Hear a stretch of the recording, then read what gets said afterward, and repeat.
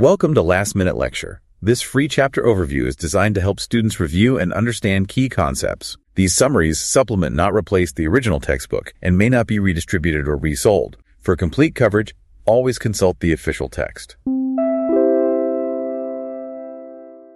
Usually when we talk about a medical diagnosis, there's this comforting expectation of precision. Right. It's almost like engineering in a way. Exactly. Like if someone falls off a ladder and breaks their arm, you get an x-ray, it shows that jagged white line on a black background, and the doctor just points at it and says, there it is. There's the problem. Yeah, it's incredibly binary. It's either broken or not broken. You put a cast on it or you don't. We just naturally gravitate toward things that we can neatly categorize. We really do.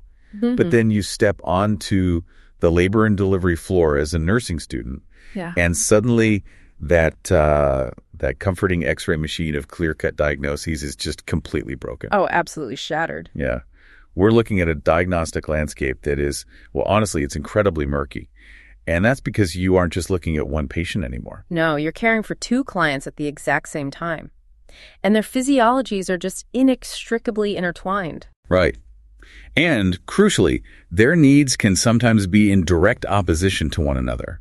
What is life-saving for the mother might be detrimental to the fetus, and obviously vice versa. It creates a very, very delicate clinical tightrope that you have to walk. It really does. So if you're listening to this right now, you are likely a nursing student gearing up for a massive exam.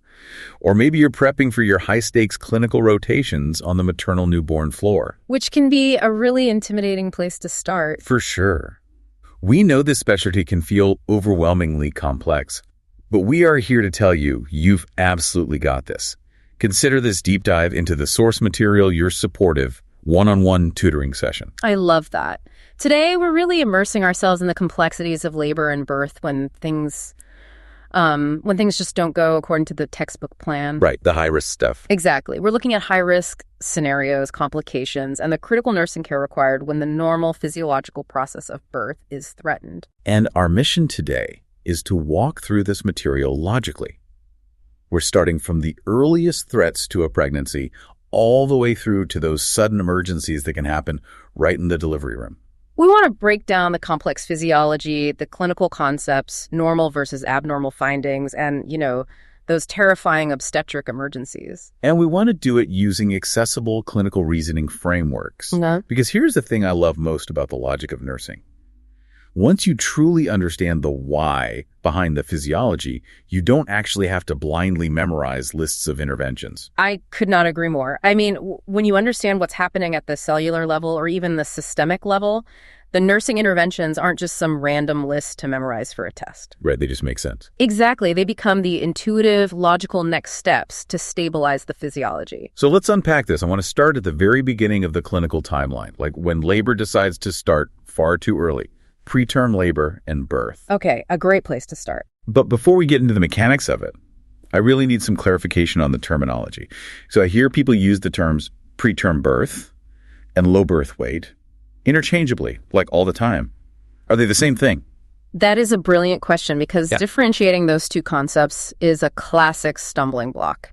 And getting it wrong fundamentally alters how you care for the infant. So they definitely aren't the same. They are not the same thing at all. Preterm birth is strictly a measurement of time. It describes any birth that occurs at or after 20 weeks and 0 days of gestation. Okay, 20 weeks. Right. And before 37 weeks and 0 days, it has absolutely nothing to do with the size of the baby. If they're born in that specific window of time, it's a preterm birth. Okay, so then low birth weight is exactly what it sounds like. Just the weight. Precisely. Low birth weight only describes the weight of the infant at the time of birth. Specifically, 2,500 grams or less, which is roughly 5.5 pounds. Got it. It tells us nothing about how long they were actually in the uterus. I think I need a clinical example to solidify this. Like, how can you have one without the other? Okay, imagine two different newborns. The first newborn is born perfectly on time at 39 weeks gestation. But the mother had severe gestational hypertension. Which constricts the blood vessels in the placenta. Right. Exactly. Because the placenta wasn't delivering nutrients effectively, the baby didn't grow well in utero. This is a condition called intrauterine growth restriction, or IUGR. Okay, I've heard of that. So this baby is born at 39 weeks, fully term, but only weighs 2,300 grams. That is a low birth weight baby, but it is not a preterm baby. Oh, I see. Their organs are fully developed and mature. They're just small because they were essentially undernourished. Exactly. Now imagine a second newborn. This mother goes into spontaneous labor at 35 weeks. The baby has been growing beautifully. Maybe the parents are just genetically predisposed to having large babies. Sure. This baby is born weighing 2,800 grams. They are well above the low birth weight cutoff, but they are a preterm baby. And clinically speaking, which of those two scenarios is generally more dangerous for the infant? Preterm birth is far more dangerous. Less time in the uterus directly correlates with the immaturity of the body systems. Right, because they just haven't finished baking. Exactly. That term baby, who is just small, is still fully cooked. Their lungs produce surfactant, their brain has gone through its necessary developmental stages, their digestive tract is ready for milk. But that larger premature baby. Despite their good size, their lungs are immature, which leaves them at high risk for respiratory distress syndrome. Their brain vessels are fragile, leaving them at risk for intraventricular hemorrhage. Size just does not equal maturity. That makes perfect sense.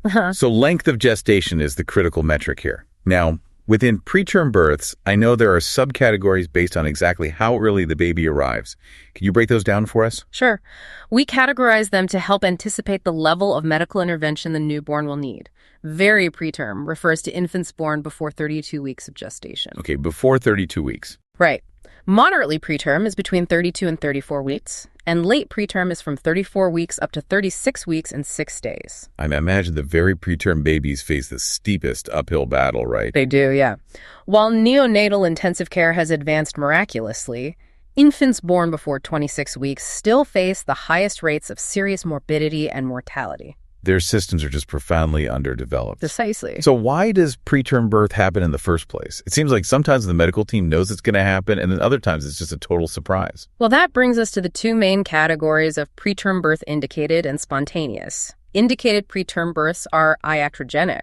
Wait, iatrogenic usually means an illness caused by medical examination or treatment.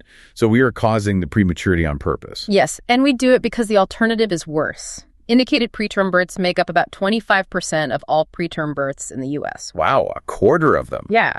We induce labor or perform a cesarean section early as a calculated life-saving measure for either the mother or the fetus. Give me a scenario where that calculation is made. Like, when is early better? Say a mother comes in at 33 weeks with severe preeclampsia. Her blood pressure is astronomically high. Her kidneys are failing. She's at imminent risk of having a seizure or a stroke. And the only cure for preeclampsia is delivering the placenta, right? Exactly. Keeping the baby in puts the mother's life in immediate jeopardy. Or, conversely, consider a fetus whose biophysical profile shows acute distress. The placenta is failing, and the baby isn't getting enough oxygen. So the safest place for that baby is actually in the neonatal intensive care unit. Right, not in a hostile uterine environment. We indicate the birth to save a life. Okay, that makes sense. We weigh the risks of prematurity against the immediate threat to life. But what about the other 75%? The spontaneous ones where labor just starts out of nowhere. Predicting who this will happen to seems notoriously difficult. It is the holy grail of obstetrics to accurately predict spontaneous preterm labor. I mean, we look at risk factors, certainly. Things like a history of a previous preterm birth, smoking, closely spaced pregnancies, or maternal underweight. But clinically, we have two main objective predictors we can assess, right? Yes. The first is endocervical length. Measuring the cervix. So how is that done, and what exactly are we looking for? We measure it using a transvaginal ultrasound. A normal, competent cervix is long and thick. You can think of it like a long, tightly secured hallway leading up to the heavy double doors, keeping the baby safely inside the uterus. Okay, I like that visual. If that cervical length measures greater than 30 millimeters during the second and third trimesters, the woman is highly unlikely to give birth prematurely. But what if it's short? A short cervix is defined as less than 25 millimeters. Clinically, that means a hallway is shrinking. The doors are starting to give way under the weight of the pregnancy. Oh, wow. Yeah, it's a strong physical predictor of elevated risk. The second predictor I've seen mentioned is a laboratory test for fetal fibronectin, or FFN. What exactly is that? Fetal fibronectin is a glycoprotein. It's essentially a biological glue produced during fetal life that helps bind the amniotic sac to the lining of the uterus. So it's literally the adhesive holding the pregnancy in place. Exactly. Normally, this FFN glue appears in cervical and vaginal secretions very early in pregnancy when everything is implanting and setting up. Right. And then it naturally appears again at the very end of pregnancy as the body prepares for labor and that adhesive starts to break down. Which means finding it in the middle of the pregnancy is a huge red flag. Precisely. Finding FFN in vaginal secretions during the late second or early third trimester is abnormal. It suggests that there's some form of placental inflammation or disruption happening that's causing that glue to degrade and leak out. Okay, here's where I really need to push back, or at least ask the question I know our listeners are probably wrestling with. Go for it. I've read that the FFN test actually isn't that great at predicting who will go into preterm labor. Like, it has a low positive predictive value. So if it isn't accurately telling us who is going to deliver early, why on earth do nurses swab for it? That is the perfect clinical reasoning question, and you are entirely correct. If an FFN test comes back positive, it does not guarantee the woman will go into labor. We do not use it for its positive predictive value. So what do we use it for? We use it for its high negative predictive value. Okay, unpack that for me. What does a negative predictive value actually mean for the patient in the bed? Let's visualize it. A woman comes into triage at 28 weeks. She says she's having some mild cramping and pelvic pressure. She's terrified. Understandably. If we run an FFN swab and the result comes back negative, that negative result has incredible statistical power. It means she has less than a 1% chance of giving birth within the next 2 weeks. Wow.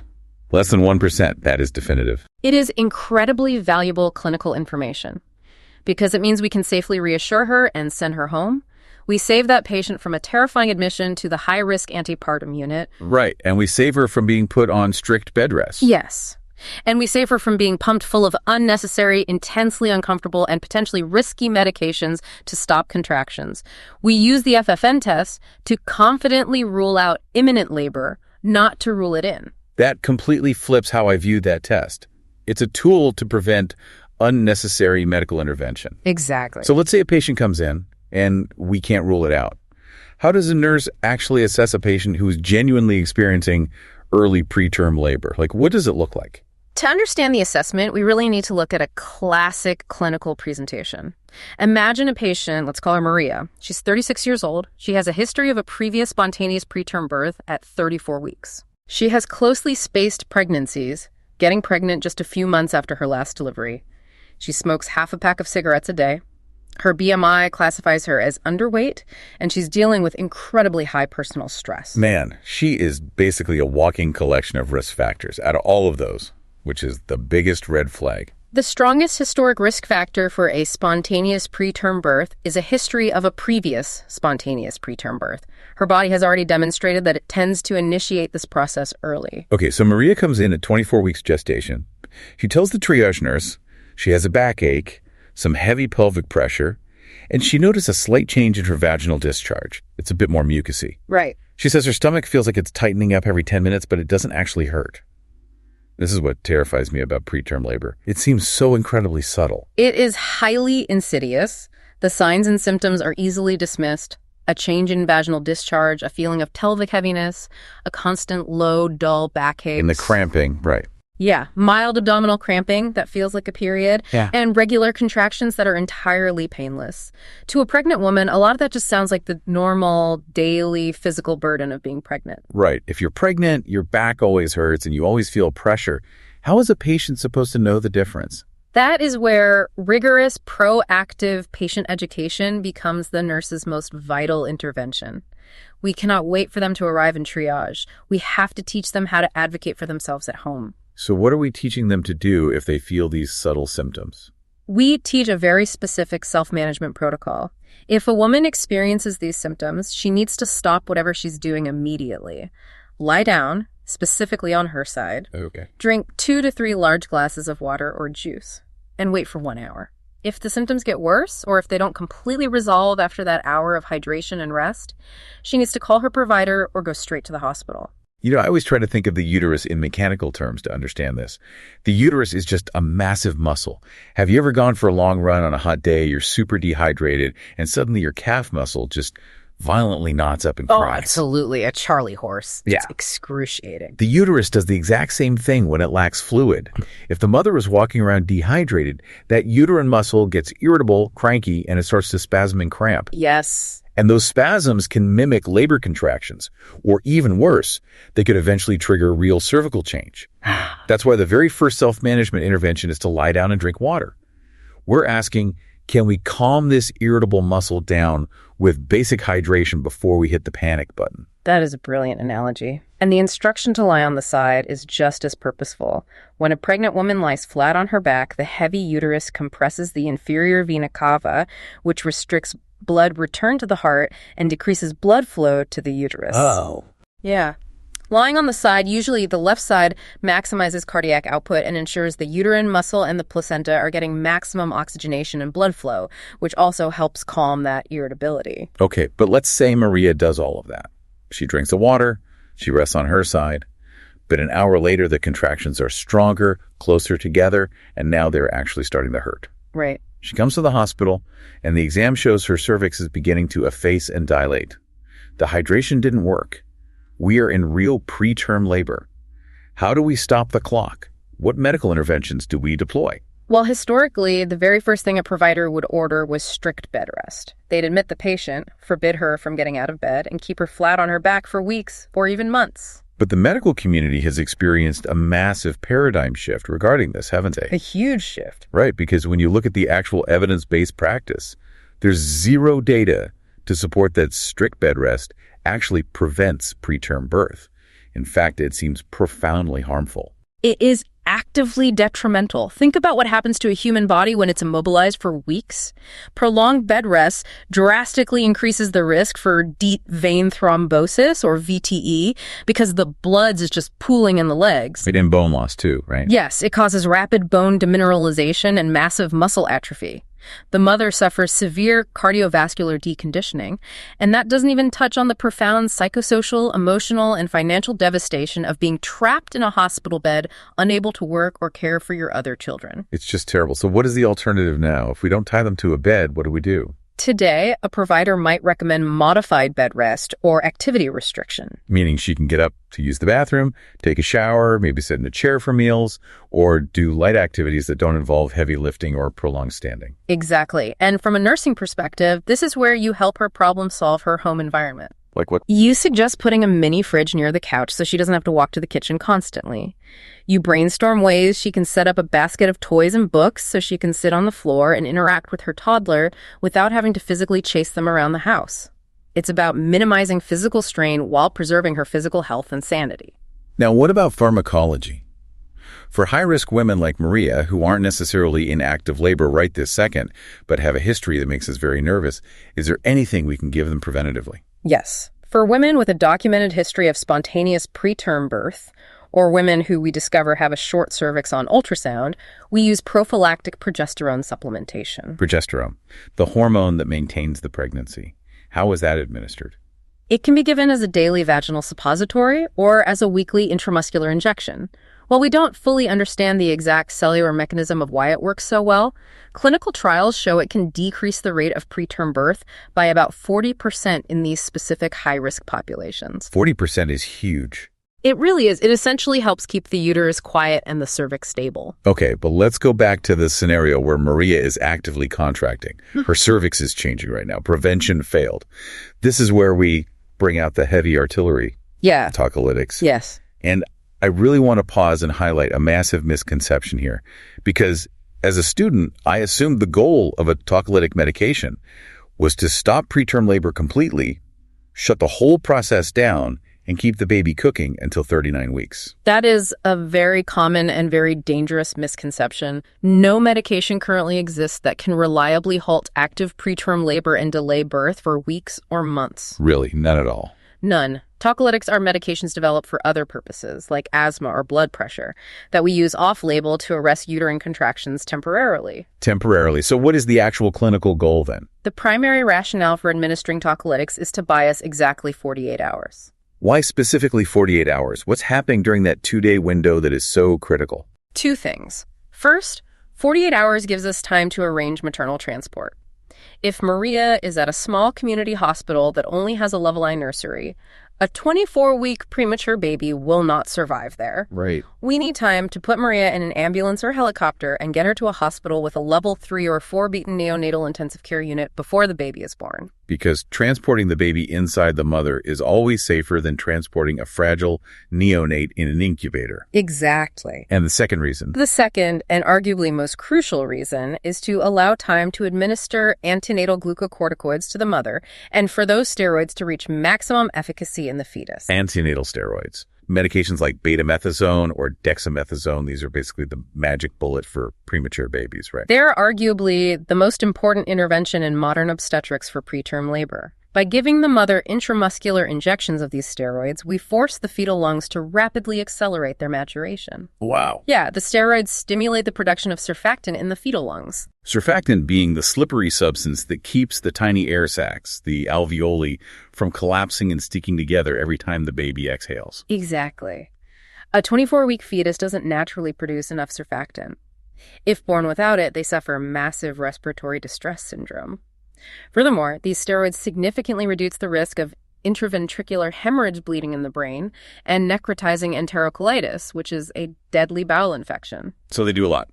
They do, but the steroids take about 48 hours to cross the placenta and trigger these developmental leaps in the fetus. So the entire point of giving powerful, uncomfortable tocolytic medications to the mother is simply to hold the doors closed just long enough for the steroids to work their magic. Exactly. We are trading maternal discomfort for fetal survivability. Okay, let's break down these specific tocolytic medications, because nurses are the ones hanging the IV bags and monitoring the side effects.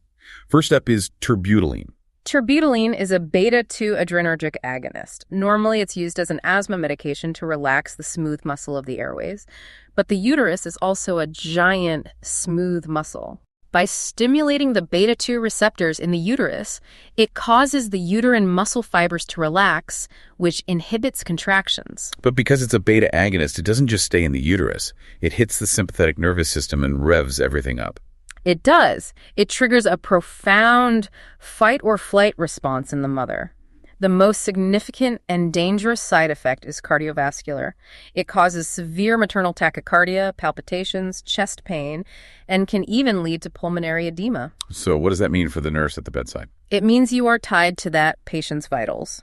Before you administer a dose of terbutaline, which is usually given as a subcutaneous injection, you absolutely must assess the maternal heart rate. What's the cutoff? If her heart rate is greater than 130 beats per minute, or if she's complaining of chest pain, or if her blood pressure has dropped below 90/60, you hold the medication. You do not give it. You notify the provider immediately. And you mentioned pulmonary edema, too. Yes, you are constantly monitoring her lung sounds for crackles that would indicate fluid backing up into the lungs. That sounds intense. What's the next option? Indomethacin. I know this one is an NSAID, a non-steroidal anti-inflammatory drug, similar to high-dose ibuprofen. How does an anti-inflammatory stop contractions? It all comes down to prostaglandins. Prostaglandins are lipid compounds that act like localized hormones. In the uterus, prostaglandins are a primary trigger for powerful muscle contractions.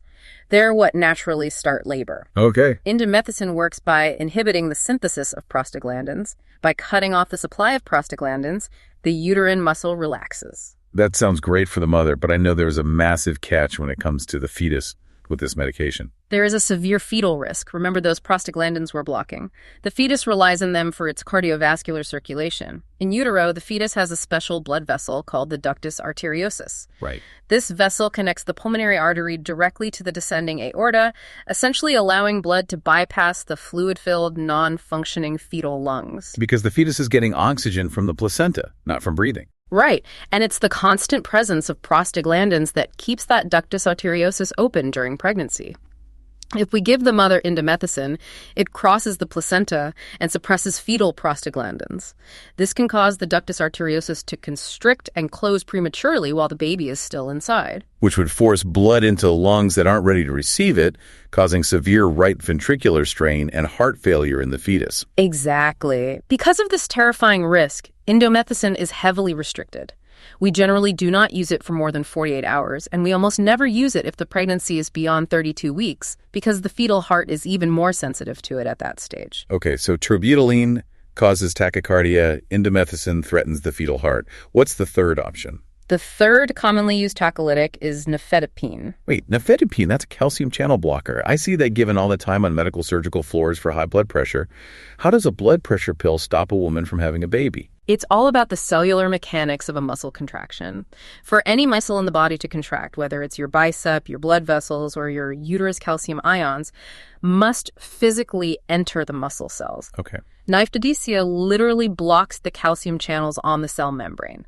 Without calcium flowing in, the uterine smooth muscle simply cannot contract. It's paralyzed. That is fascinating. Yeah. But again, if it blocks calcium in the uterus, it's also blocking calcium in the blood vessels, causing them to dilate. Yes. So the primary maternal side effects are related to that vasodilation. She will experience flushing, headaches, dizziness, and profound hypotension. As a nurse, you are watching her blood pressure closely. You teach her to change positions very slowly to avoid orthostatic hypotension, passing out when she stands up. Now, with all of these medications, the goal is to buy time. But are there situations where we look at a patient in preterm labor and say, no, we're not going to try to stop this, let the baby come? Absolutely. The contraindications for tocolytics are vital to know. You're weighing the risks of prematurity against the risks of keeping the baby inside. We never give tocolytics if the mother has severe preeclampsia with impending organ failure, or if she's experiencing severe bleeding and is hemodynamically unstable. You wouldn't try to stop labor if the mother's life is crashing. Exactly. We also don't stop labor if there is an intrauterine fetal demise, a lethal fetal anomaly incompatible with life, or if the fetal monitor shows non-reassuring status, meaning the baby is suffocating inside and needs to be rescued immediately. Right. Finally, we never use tocolytics if there's chorioamnionitis, which is an infection of the amniotic sac. If the uterine environment is infected and hostile, trapping the baby inside that infected environment is far more deadly than letting them be born prematurely. That makes perfect clinical sense. Now, there's one more high alert medication discussed in this context that we absolutely must deep dive into. Magnesium sulfate. As a student, I was always taught that we give mag sulfate to stop preterm labor. But the current evidence-based practice says that's wrong. It is a major shift in practice that students really must understand. Rigorous clinical trials have shown that magnesium sulfate is actually quite ineffective as a primary tocolytic. It does not reliably stop labor. Therefore, major obstetric organizations no longer recommend using it for the purpose of tocolysis. But I see it hanging on IV poles in the high-risk unit all the time for women in preterm labor. If we aren't using it to stop the contractions, why are we giving it? We give it for fetal neuroprotection? Neuroprotection, protecting the brain. Yes. Extensive observational and randomized controlled trials have demonstrated that administering intravenous magnesium sulfate to the mother prior to an imminent preterm birth, specifically before 32 weeks of gestation, significantly reduces the incidence and severity of cerebral palsy in the surviving infant. That is incredible. A maternal IV drip prevents a lifelong neurological condition in the baby. How does it work? The exact cellular mechanism is incredibly complex, but it essentially acts as a stabilizer for the fragile developing fetal brain. Premature birth causes massive hemodynamic fluctuations, wild swings in blood pressure and oxygenation that can burst delicate blood vessels in the fetal brain or cause excitatory neurotoxicity where the brain cells literally fire themselves to death. Oh, wow. Yeah. The magnesium crosses the placenta and acts as an antioxidant and anti-inflammatory agent. It stabilizes the cell membranes, blocks excitatory neurotransmitters, and maintains steady blood flow to the fetal brain, shielding it from the trauma of early delivery. Wow. But giving magnesium sulfate is no small task for a nurse. It's a terrifying medication to manage. It is a high-stakes, high-alert medication. It requires meticulous nursing care. It must always be administered as a piggyback via an IV infusion pump. You never run it by gravity. And what's the dosage like? The protocol typically involves a massive 4-gram loading dose infused over 30 to 60 minutes, followed by a continuous maintenance dose of 1 to 2 grams per hour. Because magnesium is a central nervous system depressant. If you give too much, you don't just relax the uterus, you relax the mother's diaphragm to the point where she stops breathing. You have to constantly assess her deep tendon reflexes, her respiratory rate, and her level of consciousness. But what about the baby once they are born? If the mother is flooded with a CNS depressant, the baby must be too. You hit the nail on the head. You are purposefully giving the baby a dose of magnesium. So when that premature infant is born, you are on high alert for neonatal hypermagnesemia. What does that look like when you assess the newborn? It looks like a baby whose entire nervous system is suppressed. They exhibit severe respiratory depression. They just won't take a breath. They are profoundly lethargic. They have poor muscle tone and absent reflexes. We call it floppy baby syndrome. Their intestines are sluggish. So if you know a mother has been on a mag drip for neuroprotection, you better have a fully equipped, highly skilled neonatal resuscitation team standing by the warmer the second that baby arrives, ready to intubate and breathe for them. Exactly. You are anticipating a depressed newborn. Okay, so far we've talked entirely about what happens when the uterine muscle starts contracting early, but the amniotic sac, the water balloon holding the baby, is still intact. But what happens when the physical barrier itself breaks? What happens to our timeline when the water breaks early? This brings us to the complications of membrane rupture, which fundamentally alters the entire clinical picture because the sterile environment has been breached. Let's define the terminology first. We have PROM and PCROM. PROM stands for pre-labor rupture of membranes. Correct. PROM is the spontaneous rupture of the amniotic sac and the leakage of fluid before the actual onset of labor contractions. It can happen at any gestational age. Even at term? Yes. If a woman is 40 weeks pregnant, she's perfectly at term, and her water breaks while she's watching TV, but she isn't having contractions yet, that is PROM. But PPROM is the one that really scares us. Preterm, pre-labor rupture of membranes. Yes. PPROM is when the sac ruptures before 37 weeks of gestation. It is a massive obstetric complication. PPROM is responsible for about 1/3 of all preterm births in the United States. Why does the sac just randomly break? I know it's not actually like a balloon popping. Right. It's usually a pathological weakening of the amniotic membranes. Risk factors include a history of prior PPROM, a short cervical length, smoking, poor maternal nutrition, and most significantly, infection. Infection causes it. Yes, urogenital tract infections like bacterial vaginosis or urinary tract infection cause localized inflammation that physically degrades the collagen holding the membranes together until they literally tear. So a patient comes in, fluid is leaking, we test it with nitrazine paper or look for a ferning pattern under a microscope to confirm it is amniotic fluid. Once the water is officially broken, how does our management change? Because earlier you said we try to buy 48 hours for preterm labor. Does that still apply? The management of ruptured membranes depends entirely, 100%, on the gestational age of the fetus. Okay, walk me through the timeline. Let's say she's at term, 38 weeks. Her water breaks, no contractions. If she is at term, the baby is fully mature. But the protective barrier against ascending vaginal bacteria is gone. The longer she sits with broken water, the higher the risk of a deadly infection. Therefore, if her water breaks at 38 weeks and labor doesn't start spontaneously within a few hours, the standard of care is to artificially induce labor. Get the baby out before infection sets in. What if she is late preterm, say 35 weeks? Her water breaks. This is a delicate balance. The baby is a bit early and might need a little respiratory support, but at 35 weeks, the risks associated with prematurity are relatively low. However, the risk of a severe intraamniotic infection if we leave a 35-week fetus sitting in a ruptured sac for days is incredibly high. So we induce. Yeah, the recommendation is usually active management. We proceed toward birth, either by induction or cesarean. We accept the mild prematurity to avoid the catastrophic infection. But what if she is far earlier? What if she's 28 weeks and her water breaks? Now the scale tips violently in the other direction. At 28 weeks, the profound, life-threatening complications of extreme prematurity brain bleeds, massive respiratory failure, necrotic bowels far outweigh the immediate risk of infection. So we wait. For this patient, we shift to expectant, conservative management. We do everything in our power to keep the baby inside for as many days or weeks as possible. But we can't just send her home, right? Because she has an open pathway for bacteria. Absolutely not. She will be hospitalized on strict bed rest or modified activity restriction for the remainder of her pregnancy. We will administer a 7-day course of prophylactic broad-spectrum IV and oral antibiotics to stave off infection and prolong the latency period, the time between rupture and birth. We will give the antenatal steroids for lung maturity, and then we watch her like a hawk. What does that surveillance actually look like for the nurse? You're monitoring for any tiny sign of distress. You will likely perform daily non-stress tests or NSTs. I need a visual here. For a nursing student who hasn't been on the floor yet, what does an NST actually look like in the room? What are we looking for on the screen? You place 2 belts around the mother's abdomen. One has an ultrasound transducer that continuously records the fetal heart rate. The other has a tocodynamometer that measures uterine contractions. You watch the paper tracing for 20 to 30 minutes.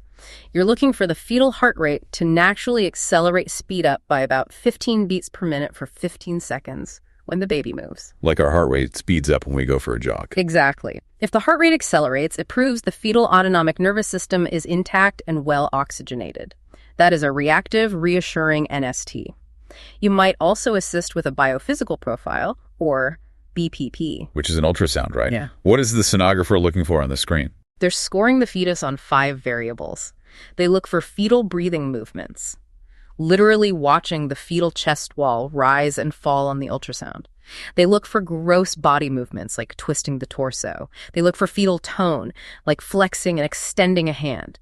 They measure the volume of the remaining amniotic fluid, and they include the results of the NST. So it's a whole picture. Right. A high score means the fetal environment is still safe.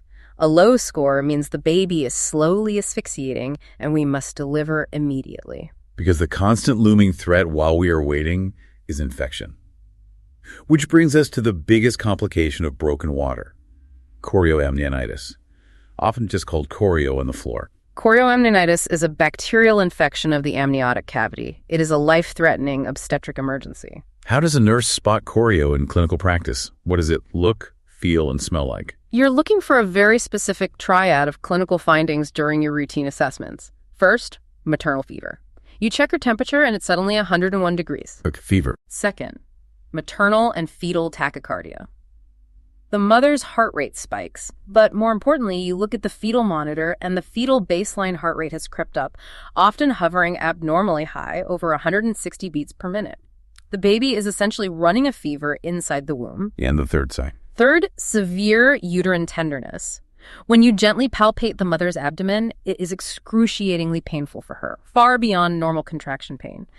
And finally, if fluid is leaking, it will often be purulent, thick, and have an overwhelmingly foul odor. If you see those signs, the waiting game is over. Instantly over. You notify the provider immediately, you start broad-spectrum IV antibiotics to attack the bacteria in the bloodstream, and you prepare for immediate birth, regardless of the gestational age.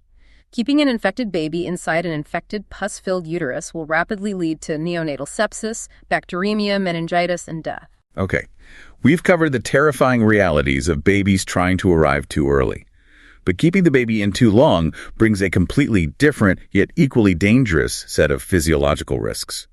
I want to shift gears and look at the opposite end of the timeline, post-term pregnancy. A post-term pregnancy is strictly defined as a pregnancy that extends beyond 42 weeks and 0 days of gestation. 32 weeks, that just sounds miserable for the mother. Why does this happen? Does the uterus just forget to contract? It highlights just how complex the biochemical cascade that initiates normal labor really is. Sometimes there's a genetic component. The textbook notes instances like placental sulfatase deficiency, which leads to abnormally low estrogen production. Yeah. Estrogen is critical for preparing the uterus for oxytocin and making the cervix ripe. If the estrogen cascade fails, the hormonal trigger for labor never gets told. So the baby just stays in there. What are the risks? Because intuitively you'd think, hey, extra time to grow, the baby will be super strong. There are 2 main pathways of severe risk in a post-term pregnancy, and they depend entirely on the health of the placenta. The first pathway occurs when the placenta remains perfectly healthy and continues to function flawlessly past 40 weeks. If it's healthy, what's the problem? The baby just keeps growing and growing and growing. The continuous influx of nutrients leads to fetal macrosomia, an infant weighing more than 4,000 grams, or nearly 9 pounds, often much larger. And pushing a 10-pound baby out of a normal human pelvis is a mechanical nightmare. It drastically increases the risk of severe 3rd or 4th degree perineal lacerations for the mother, tearing into the anal sphincter.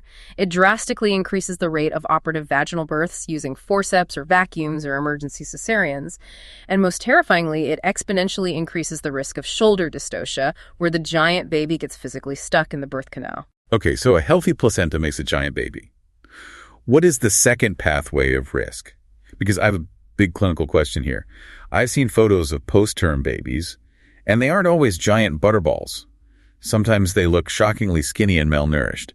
If they've been cooking for 42 weeks, why do they look like they are starving? You're describing post-maturity syndrome. This is the second pathway, and it happens when the placenta begins to fail. You have to understand that the placenta is a temporary organ. It essentially has a biological shelf life, an expiration date. Like a battery and a life support system that only hold a charge for 40 weeks. That is a perfect analogy. After 40 weeks, that battery starts dying. The placental tissue begins to age, calcify, and degrade.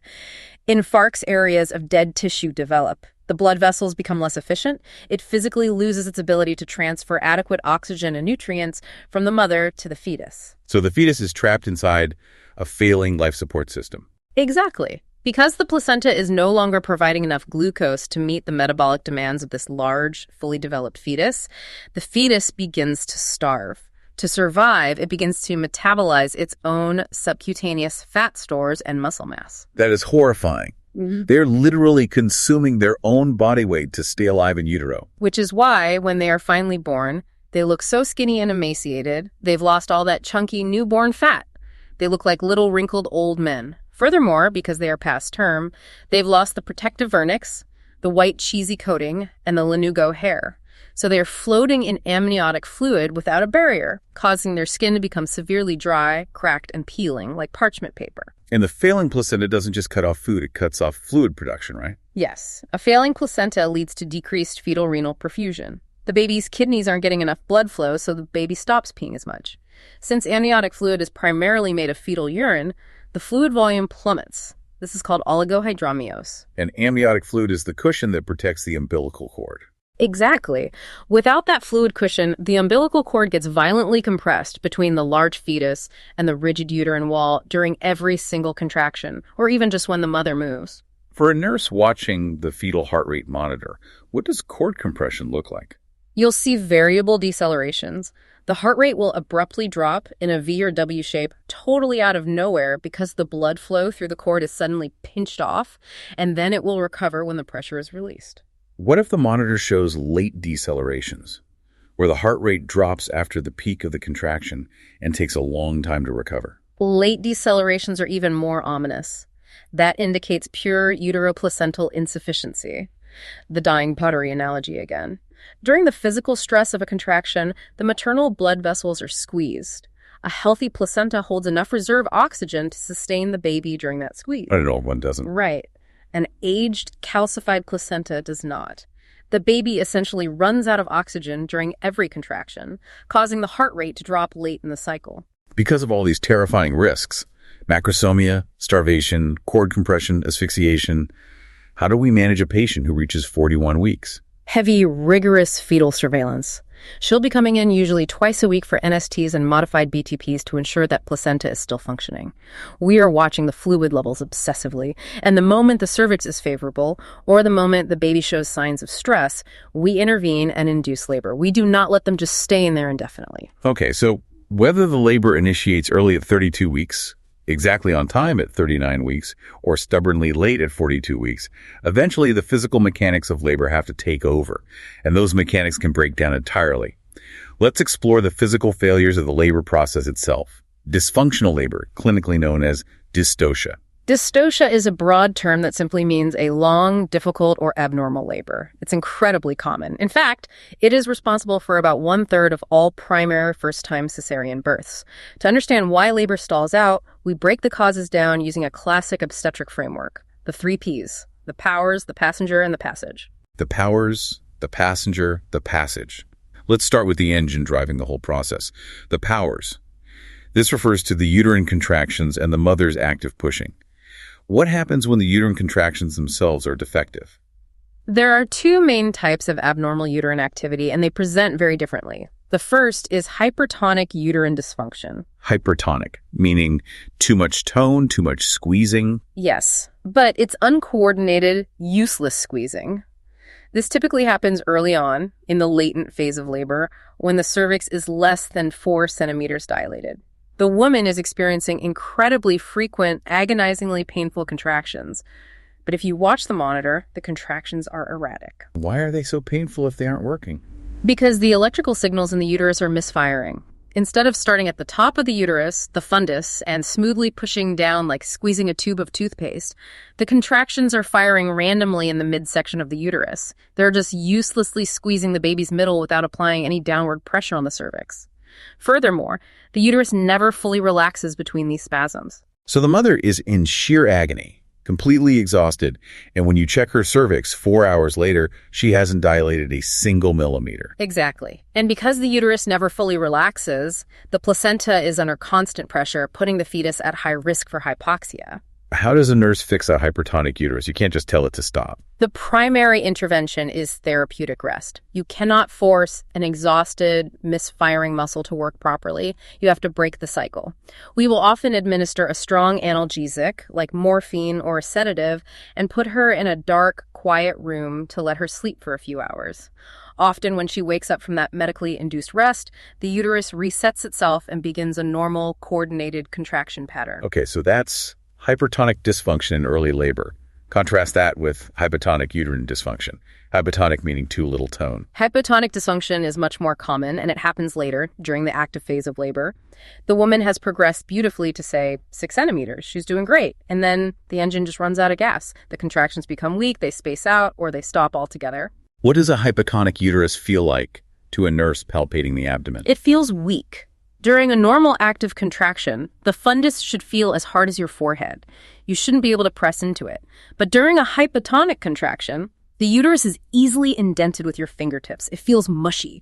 It simply doesn't have the sheer physical force required to stretch open the cervix. So if therapeutic rest fixes hypertonic, how do we fix hypotonic?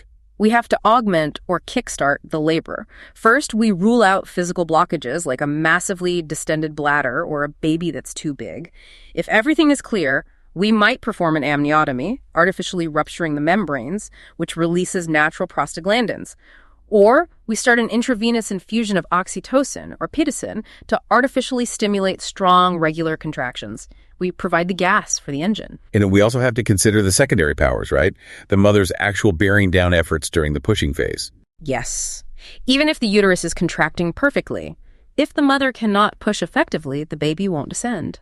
This can be compromised by sheer exhaustion, severe dehydration, or overwhelmingly by heavy epidural anesthesia. Right. If the epidural block is too dense, she literally can't feel the urge to push, or she cannot recruit the abdominal muscles to bear down. Which is why we often have to let the epidural wear off slightly during the second stage, or have the nurse actively coach every single push, telling her exactly when and where to direct her energy. Okay, that covers the powers. Let's move to the second P, the passenger, the fetus itself. How does the baby cause labor to stall? The most straightforward way is cephalopelvic disproportion, or CPD. This simply means the passenger is too big for the tunnel. The baby's head is mathematically larger than the internal diameters of the mother's bony pelvis. Wow. Yeah, no amount of pushing or contractions will force a 10-pound head through an 8-pound opening. It's a physical impossibility. This is often linked to macrosomia from diabetes or post-term pregnancies. What else? Malpresentation. The baby is trying to come out the wrong way. The most common is a breech presentation, where the buttocks or the feet are presenting first instead of the dense, hard skull. There are different types of breech, right? Yes. Frank breech is the most common. The baby's hips are flexed, but their knees are extended straight up by their ears, so they're folded in half like a jackknife. Complete breech is when they're sitting cross-legged in the pelvis. And footling breech is exactly what it sounds like. One or both feet are dangling down through the cervix. A footling breech sounds like a massive risk for a prolapsed umbilical cord. It is a colossal risk because the feet don't plug the cervical opening the way a round head does, allowing the slippery cord to fall right past them. So CPD and malpresentation stall labor. What about malposition? The baby is head down, but their head is turned the wrong way. The most notoriously painful malposition is a persistent occipito-posterior position, often called OP or sunny side up. Explain the anatomy of that. Why does it hurt so much? Normally, a baby comes out looking at the floor. The back of their head, the occiput, is pressed against the mother's pubic bone in the front. That's an anterior position. In an OP position, the baby is looking up at the ceiling. The hard, bony back of the baby's skull is grinding directly against the mother's spine and sacrum with every single contraction. Ouch. And clinically, that translates to severe, agonizing back labor for the mother. The pain radiates intensely through her lower back and tailbone, and it often doesn't go away between contractions. Furthermore, because the head is presenting a wider diameter to the pelvis when it is turned this way, labor frequently stalls out completely. This is where I feel like true hands-on nursing interventions shine. A machine can't fix back labor. How does a nurse relieve this and get that labor moving again? You use the physics of positioning and gravity. You want to rotate that heavy fetal skull off the mother's spine. You might have the mother get on her hands and knees in the bed, allowing the heavy back of the baby's head to swing forward like a hammock toward her belly button. You might put her in a lateral recumbent position, lying on her side with the upper leg supported by peanut balls. You can apply intense counterpressure to her sacrum with your fists during contractions to relieve the physical grinding. You are actively manipulating the maternal pelvis to give the baby room to turn. That is incredible. Okay, so we've covered the powers in the passenger. The final P is the passage. The passage is the maternal pelvis and the soft tissues of the birth canal. We already discussed CPD, where the bony pelvis is too small, but you can also have soft tissue dystocia. Meaning something squishy is blocking the tunnel. Like what? The most common and entirely preventable soft tissue obstruction is a full maternal bladder. Really? A full bladder can stop a baby from being born. Think about the anatomy. The bladder sits directly in front of the lower segment of the uterus. If a woman is laboring for 12 hours with an epidural, she can't feel the urge to pee. Her bladder can fill with a liter of urine, expanding like a giant water balloon right in the pathway of the descending fetal head. It physically blocks the baby from moving down. Which is why keeping the laboring woman's bladder empty, either by reminding her to void every 2 hours or by using a straight catheter if she has an epidural, is a core fundamental nursing responsibility. Exactly. You are clearing the physical pathway. Now, there's one more factor mentioned in the context of dysfunctional labor I found absolutely fascinating because it bridges the psychological and the physical. Maternal stress? Yes. The mind-body connection in labor is profound and scientifically measurable. Severe pain, intense fear, anxiety, or feeling unsupported causes the mother's sympathetic nervous system to trigger a massive stress response. Her adrenal glands flood her bloodstream with catecholamines, specifically epinephrine and cortisol. The fight-or-flight hormones. Right. And here is the physiological mechanism. Those high levels of catecholamines act directly on the beta receptors of the uterine smooth muscle. They actively inhibit uterine contractility. They decrease blood flow to the placenta. They literally paralyze the uterus. So extreme anxiety doesn't just make labor feel worse, it chemically stops labor from happening. Precisely. Which proves that providing continuous emotional support, reducing fear, explaining procedures, and maintaining a calm, dim, quiet environment isn't just fluffy, nice-to-have nursing care.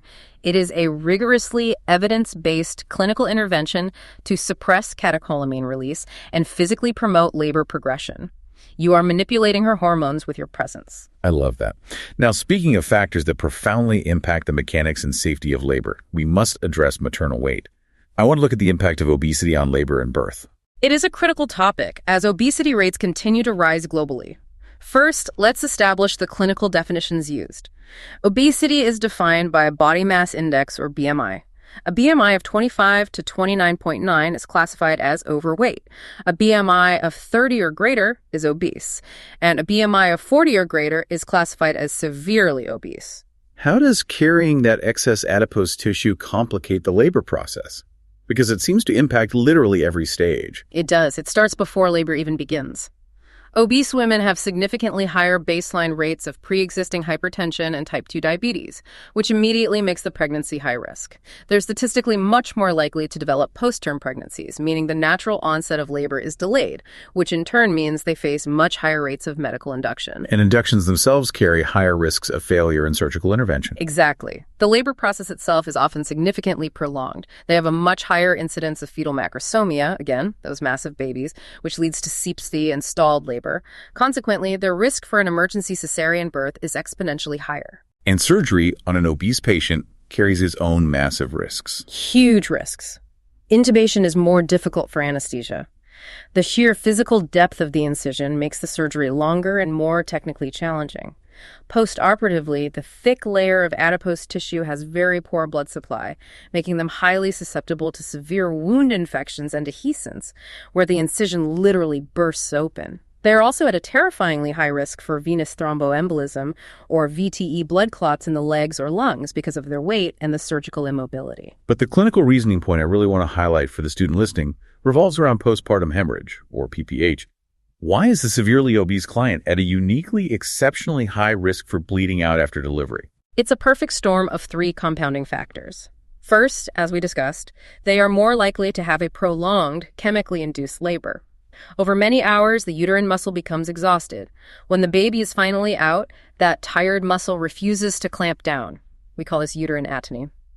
Second, they are more likely to have delivered a macrosomic infant. A massive baby overstretches the uterine muscle fibers beyond their normal capacity, like a rubber band stretched too far. Again, it refuses to snap back and clamp the bleeding vessels. Okay, so the uterus is tired and overstretched. That causes the bleeding. But what is the third factor? Why is it uniquely dangerous in an obese patient? The third factor is a mechanical barrier for the nurse. If a patient begins to hemorrhage, the primary immediate nursing intervention is a firm two-handed fundal massage. You physically compress the uterus through the abdominal wall to force the muscle to clamp down and stop the bleeding. In a severely obese patient, it is physically very difficult, sometimes nearly impossible, for the nurse to palpate, locate, and effectively compress the uterus through a thick, dense layer of abdominal adipose tissue. So you know she is bleeding, but you physically cannot get your hands deep enough to massage the organ to stop it? Exactly. That physical barrier severely delays the effectiveness of the primary treatment for hemorrhage, allowing blood loss to become critical much faster. That is a vital clinical pearl. If you have a severely obese patient, you must proactively anticipate hemorrhage. You ensure you have massive IV access, blood typed and crossed, and hemorrhage medications drawn up before the baby even arrives. That is fantastic clinical reasoning. Okay, so when labor is not progressing safely, whether due to a stalled dystocia, a post-term placenta dying, or maternal risk factors, we are not helpless. We have an arsenal of obstetric procedures to assist the process. Let's explore these interventions. Let's start with a procedure designed to fix a passenger problem. External cephalic version, or ECV. We mentioned earlier that breech babies cause labor to stall. ECV is the attempt to fix that before labor starts, right? Yes. If a baby is breech or lying transverse sideways across the uterus at around 37 weeks, a provider might attempt an ECV. It's exactly what it sounds like. Under ultrasound guidance, the provider physically places their hands on the outside of the mother's abdomen and attempts to manually, forcefully rotate the fetus into a vertex head-down position. Honestly, it sounds incredibly intense. In the textbook notes, it can be extraordinarily painful for the mother. What is the nurse actually doing during this procedure? The nurse is the safety net. You're continuously monitoring the fetal heart rate on the ultrasound. Because as the provider physically spins the baby, the umbilical cord can become wrapped around the baby's neck or compressed against the uterine wall. You're watching for profound fetal bradycardia or severe variable decelerations that would indicate the baby is suffocating during the turn. Do we give the mother any medications beforehand? Yes. We almost always administer a tocolytic, usually terbutaline, to completely relax the uterine muscle so the provider isn't fighting against contractions while trying to spin the baby. And what if the mother's blood type is Rh negative? That is a crucial step. The physical trauma of aggressively massaging and pushing on the uterus can cause microscopic tearing in the placenta, allowing fetal blood cells to mix into the maternal circulation. If she is Rh negative, her body will form antibodies against the baby's blood. So after an ECV, regardless of whether it was successful or not, an Rh negative mother must receive an injection of Rh immune globulin, or RhoGAM, to prevent sensitization. Are there times we flat out refuse to do an ECV? Yes, the contraindications are strict. We never do it if the ultrasound shows a neutral cord, the umbilical cord already wrapped around the baby's neck, because spinning them would literally strangle them. We don't do it if fluid is critically low, because there is no room to turn. And we absolutely never do it if the mother has a previous classical vertical cesarean scar, because the forceful pressure could easily rupture the old scar and tear the uterus open. Okay, let's say the baby is head down, but the pregnancy is post-term, or the mother has severe preeclampsia. We need to start the process artificially. Induction of labor. I read that nearly 1 in 3 births in the U.S. are induced now. It is incredibly common. Induction is the chemical or mechanical initiation of uterine contractions before their spontaneous onset. The indications seem obvious. If the mother or baby is sick, you induce. But what about elective inductions? Inducing just because the mother is exhausted or the doctor's schedule is full. Elective inductions are permitted, but there is a massive unbreakable safety rule enforced by every major obstetric organization.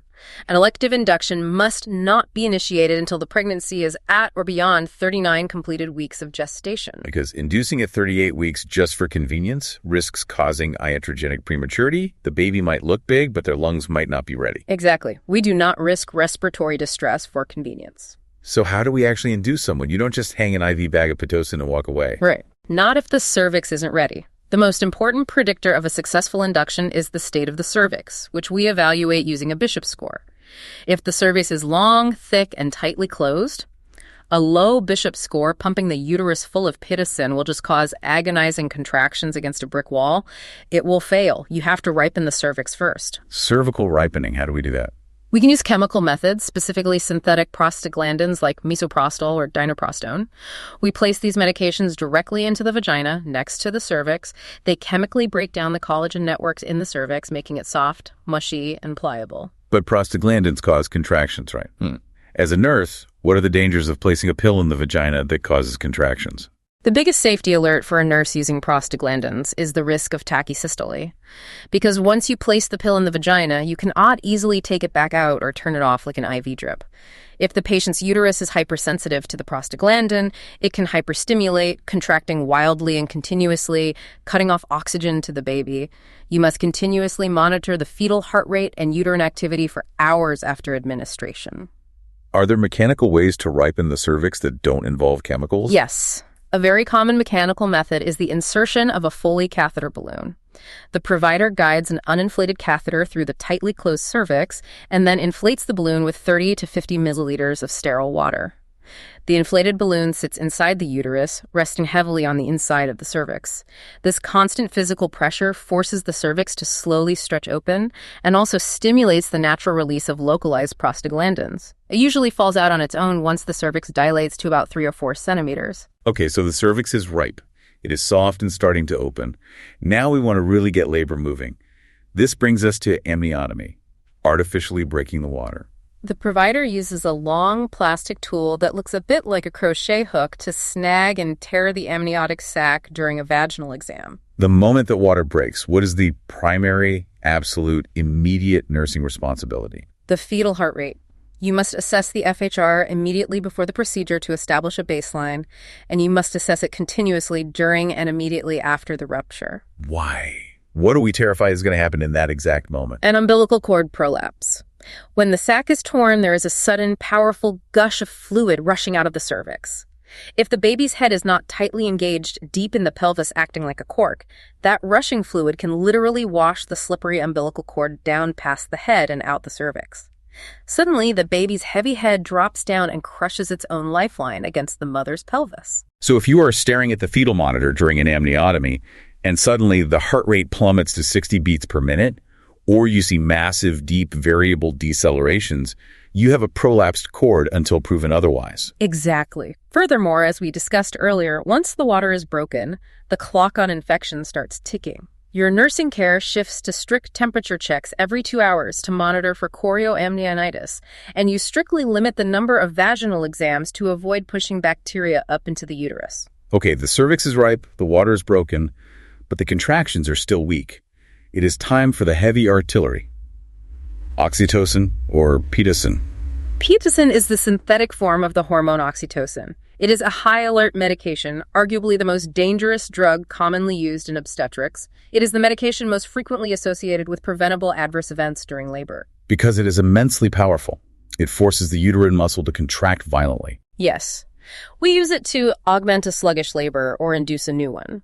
The nursing administration rules are incredibly strict. It is always administered via a secondary 5' line placed on an infusion pump and attached to the proximal port, the port closest to the patient. So if you have to turn it off, there isn't a long line of medication still flowing in.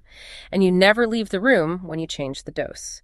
You are constantly titrating it, turning it up or down drop by drop based on the maternal contraction pattern and the fetal heart rate response. Let's do a deep dive into the absolute biggest risk of Pitocin, the emergency box in every obstetric protocol, uterine tachysystole. We touched on this with prostaglandins, but with Pitocin, tachysystole is entirely in the nurse's hands. We define tachysystole quantitatively. It is more than 5 contractions in a 10-minute window, averaged over 30 minutes, or it is a single contraction lasting longer than 2 full minutes.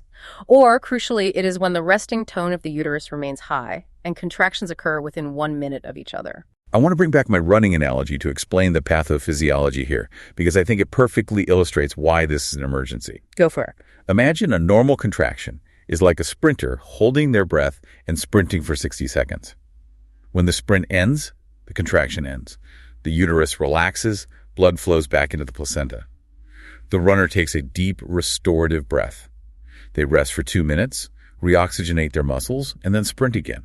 That is normal physiological labor. Tachysystole is like forcing that sprinter to run for 2 minutes straight, giving them only 10 seconds to gasp for air and then forcing them to sprint again, or making them do 6 sprints in 10 minutes. The runner will collapse. In tachysystole, the uterus, and therefore the baby, is constantly sprinting. The placenta is being continuously crushed, completely cutting off the exchange of oxygen and carbon dioxide. The baby has no time to breathe and recover between contractions. They will suffocate. That is a phenomenal visualization of the cellular reality. The fetus will rapidly develop hypoxemia, which leads to acidemia, brain damage, and death. So, as the nurse managing the Pitocin, how do you intervene when tachysystole occurs? It depends on how the baby is tolerating the marathon, right? Exactly. The interventions are tiered based on the fetal heart rate tracing. Let's say you look at the monitor. The uterus is contracting 6 times in 10 minutes, but the fetal heart rate tracing is category IDICI. It looks perfectly normal. Heart rate is 140, good variability, no decelerations. The baby is handling the stress for now. So what do? You don't just ignore it. No, you must fix the pattern before the baby crashes. You reposition the mother onto her left side to maximize placental blood flow. You administer an IV fluid bolus of 500 milliliters of lactated ringers to expand maternal blood volume and dilute the circulating Pitocin. If the uterine activity doesn't return to normal within 10 to 15 minutes, you decrease the Pitocin infusion rate by half. But what if the situation is worse? What if you look at the monitor? The uterus is hyperstimulating and the tracing is category 2 or 3. The baby is showing late decelerations or a loss of variability or profound bradycardia. The baby is drowning. The interventions change immediately to emergency resuscitation. Step 1. You turn off the Pitocin infusion completely and instantly. Stop the assault on the uterus. Step 2. Reposition the mother. Step 3. Run the IV fluid bolus wide open to flush her system. Step 4. Administer pure oxygen to the mother at 10 liters per minute via a non-rebreather face mask. You stop the assault, you flush the system with fluid, and you flood the remaining placental blood volume with maximum oxygen to resuscitate the suffocating fetus in utero. If that doesn't work, you give a medication like terbutaline to chemically paralyze the uterus and prepare for an emergency C-section. Exactly. It is a highly protocolized, life-saving sequence. Let's look at the final procedures in this section. Operative vaginal births. Sometimes the mother pushes for 3 hours, the baby is right there crowning, but she is completely exhausted. Or the baby's heart rate drops and we need them out in the next 60 seconds. This is where we use an operative assist, either a vacuum extractor or forceps. For a vacuum birth, the provider applies a plastic cup to the top of the fetal head. They pump up negative pressure to create a vacuum seal, and they pull while the mother pushes. As a nurse, you aren't pulling, so what is your role? You are the timekeeper and the safety monitor. You meticulously document the exact amount of pressure generated by the pump. You count the number of pulls guidelines, usually limited to 3 pulls. And crucially, you document any pop-offs. Pop-offs. When the suction cup violently rips off the baby's wet head because the provider pulled too hard? Yes. Each pop-off causes sudden, massive shifts in pressure inside the tiny fetal skull. Multiple pop-offs dramatically increase the risk of intracranial hemorrhage. If it pops off 3 times, the vacuum is abandoned and you move to a C-section. What are you looking for when you assess that newborn's head 20 minutes later in the nursery? You're assessing for caput succedaneum. Because the vacuum cup applies intense negative pressure to the scalp, it sucks the skin and subcutaneous tissue up into the cup, creating a large, squishy, dome-shaped swelling of fluid on the top of the baby's head. It looks alarming to parents, but it usually resolves in a few days. However, you must also monitor closely for a cephalohematoma blood pooling under the skull bone or signs of cerebral irritation, like high-pitched crying, lethargy, or neonatal seizures, which indicate brain trauma from the extraction. Okay. Sometimes, despite the Pitocin, the position changes, and the vacuums, a vaginal birth is physically impossible or medically unsafe. We have to bypass the birth canal entirely. This takes us to Section 9, cesarean birth and trial of labor. The cesarean birth rate in the United States currently hovers around 31.8%. Nearly 1 in 3 pregnant women will deliver via major abdominal surgery. The causes are a summary of everything we've talked about. Fetal macrosomia, maternal severe obesity, failure to progress, malpresentation like a breech baby, or acute fetal distress where the baby simply cannot survive labor. While it is incredibly common, it is still massive surgery. What are the maternal risks? The risks are significant. During the surgery, she faces the risks of severe anesthesia reactions, massive hemorrhage from cutting into a highly vascular gravid uterus, and accidental surgical injury to the surrounding bowel or bladder. Postoperatively, because she has an abdominal incision and is largely immobilized, she is at a high risk for atelectasis lung collapse endomyometritis, which is an infection of the uterine lining, and VTE blood clots. And there are risks for the baby too, right? Aside from accidental scalpel nicks. Yes. If the surgery was elective and the due date calculation was wrong, the baby faces iatrogenic prematurity. But even full-term babies face respiratory issues. When a baby is squeezed through the vaginal canal, that physical compression literally wrings the amniotic fluid out of their lungs. A baby pulled out via C-section misses that vaginal squeeze, so they often have transient tachypnea fast, wet breathing, as they struggle to clear the fluid themselves. What are the key nursing care priorities for a C-section patient? Preoperatively, you ensure the patient is NPO to prevent vomiting under anesthesia, and you administer antacids like sodium citrate to neutralize the acidity of her stomach contents just in case she does aspirate. Postoperatively, your care is a hybrid of a surgical patient and a postpartum patient. You are assessing her surgical dressing for bleeding, but you also must perform fundal checks, gently massaging her uterus through her fresh abdominal incision to ensure it is clamping down and she isn't hemorrhaging internally. That sounds incredibly painful for the patient. It is, which is why aggressive pain management is key. You also assist with early ambulation. Getting her up and walking within 12 hours is the best way to prevent blood clots and jumpstart her bowels. For breastfeeding, you teach her adapted positions to keep the baby's heavy body off her painful incision-like lying on her side, or using the football hold, tucking the baby under her arm. And discharge teaching is critical because she is going home with a major surgical wound. She needs strict parameters on when to call the doctor. She must report any fever over 100.4 degrees, any excessive vaginal bleeding soaking a pad in an hour, or any redness, foul drainage, or physical separation of her surgical incision. Now, a common question patients ask is, if I have a C-section this time, do I have to have one next time? The text discusses TOLAC, trial of labor after cesarean. Also commonly known as attempting a VBAC, vaginal birth after cesarean. Who is a good candidate for this and who is absolutely forbidden? The single most important factor determining if a woman can safely attempt a VBAC is the type of uterine incision made during her prior surgery. Note that the uterine incision is internal. It is often different from the skin incision you see on her belly. A woman is a good candidate if her previous surgeon made a low transverse uterine incision, a horizontal cut across the lower, thinner segment of the uterus. This scar heals very strongly and has a low risk of tearing during future labor. So who is excluded? Anyone with a high risk for uterine rupture. This strictly includes women whose previous surgeon performed a classical incision. A classical incision is a vertical cut high up into the thick, muscular fundus of the uterus. Why is a vertical cut so dangerous later?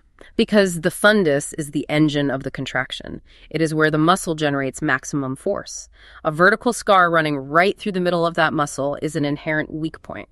If you allow that uterus to labor and contract violently against a baby, that classical scar is highly likely to unzip and burst wide open, creating a catastrophic emergency. A uterine rupture, which is the perfect, albeit terrifying transition to our final topic. We've reached the final section, obstetric emergencies. These are the moments where seconds count, where you act to save two lives simultaneously. These are the low-frequency, profoundly high-acuity events. A nurse might go years without seeing one, but when it happens, your clinical pattern recognition and your immediate physical interventions are the only things standing between life and death. Let's go through the big ones. First, meconium-stained amniotic fluid. The water breaks, and instead of being clear, the fluid is green or brown or thick like pea soup. This means the fetus has passed its first stool meconium while still inside the uterus. Now, this can happen normally if the baby is postterm, simply because their digestive tract is mature, but it can also be a dire sign of hypoxia-induced sphincter relaxation. Meaning the baby was suffocating, their oxygen dropped, and their anal sphincter relaxed in distress, releasing the meconium into the fluid they are breathing. Exactly. The primary danger here is meconium aspiration syndrome. If the baby gasps and breathes that thick, tarry, particulate meconium deep into their lungs before or during birth, it acts like cement. It physically plugs the airways, and it causes a severe chemical pneumonitis. It destroys the lungs. So what is the immediate nursing action when you see green fluid? You immediately alert a specialized neonatal resuscitation team. They must be present in the room at the moment of birth. If the baby is born vigorous and crying, great. But if the baby is born limp and not breathing, the team must immediately intubate the baby, place a tube down their throat, and section the meconium out of the trachea before applying positive pressure ventilation. You don't want to blow the tar deeper into the lungs. Okay, next emergency. Shoulder dystocia. The mother pushes, the baby's head is born, but the rest of the body won't come out. The anterior shoulder is wedged tightly beneath the maternal pubic bone. The baby is physically stuck in the birth canal. The classic, terrifying sign of this is the Tuttle sign. The head emerges from the vagina, but then immediately tightly retracts back against the mother's perineum, like a turtle pulling its head back into its shell. The fat cheeks bulge out. Why is this a massive emergency? The head is out, can't the baby just breathe? No, they cannot. The baby's chest is tightly compressed inside the birth canal, preventing the lungs from expanding. Even worse, the umbilical cord is crushed between the baby's body and the mother's pelvis. The baby is suffocating and the clock is ticking. You have mere minutes before permanent brain damage occurs. I know there is an absolute prohibition for nurses in this scenario. A fatal mistake you must never make. Never apply fundal pressure. Never push on the top of the mother's uterus to try to force the baby out. Because if the shoulder is jammed under the pubic bone, pushing from the top is like trying to force a wide couch through a narrow doorway by just ramming it harder from behind. Exactly. You won't move the couch, you will just break the door frame. Pushing on the fundus will violently wedge the baby's shoulder even harder into the bone, causing severe nerve damage to the baby, and it can literally rupture the mother's uterus.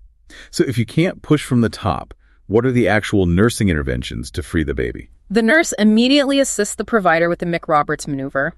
You grab the mother's legs and hyperflex them sharply back against her own abdomen. This specific physical manipulation flattens her sacrum and rotates the symphysis pubis up, opening the pelvic angle to its maximum diameter. And at the same time, the nurse does what with their hands? The nurse applies suprapubic pressure. You make a fist, place it directly over the mother's pubic bone, not the top of the uterus, but right above the pubic bone, and you push down and laterally. You are physically trying to dislodge the baby's shoulder from behind the bone, folding its shoulders together so it can slip under. After the baby is finally born, what is the nurse assessing the newborn for? You assess for physical trauma from the extraction. You palpate the collarbones, feeling for crepitus, which indicates a fractured clavicle, and you assess the arms for spontaneous movement. If one arm is limp at the baby's side, they likely suffered a brachial plexus nerve injury when their neck was stretched trying to free the shoulder. Okay. Emergency number 3. We mentioned it earlier, but it deserves its own spotlight. A prolapsed umbilical cord. This is when the umbilical cord slips down below the presenting part of the fetus. You might actually see the cord protruding from the vagina, or more likely you are performing a routine cervical exam and you feel a squishy, pulsating rope right next to the baby's hard head. Simultaneously, you look at the fetal monitor, and the heart rate is plummeted to 50 beats per minute. The heavy head of the fetus is dropping down into the pelvis, crushing its own lifeline against the mother's bones. Blood flow stops. Oxygen stops. So I have to ask the naive question. If the cord is sticking out, why can't the nurse just gently tuck it back up inside the uterus where it belongs? Do not ever touch or handle the cord if you can avoid it. The umbilical cord is highly reactive. Handling it or exposing it to the cold air of the room causes the blood vessels inside it to violently spasm. Vasospasm will clamp the vessel shut, cutting off the fetal blood supply even faster and more permanently than the physical compression. So what is the immediate life-saving action? You put a sterile gloved hand deeply into the vagina, you bypass the cord, you find the baby's hard head, and you push it UP. You physically lift the heavy baby off the cord, relieving the compression, and you do not remove your hand. You literally stay in that position. You stay there. You call for help.